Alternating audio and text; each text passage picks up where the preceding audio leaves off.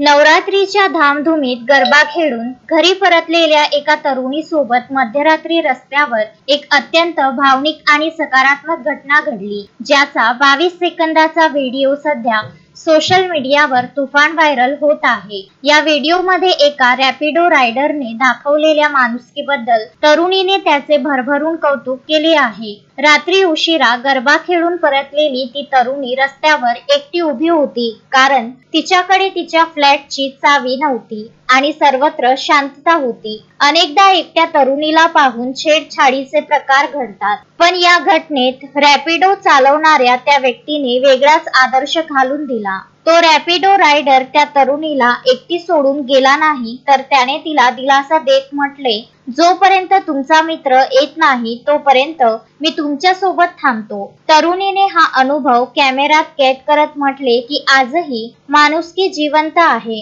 हे पाहून खूप बरं वाटलं। रात्रीच्या वेळी एका गरबा खेळून आलेल्या तरुणीला मदत करणाऱ्या या अनोळखी रॅपिडो रायडरच्या कृतीमुळे सोशल मीडियावर युजर्स कडून कौतुकाचा वर्षाव होत आहे। अनेक जण त्या व्यक्तीच्या संवेदनशीलतेची प्रशंसा करीत आहेत।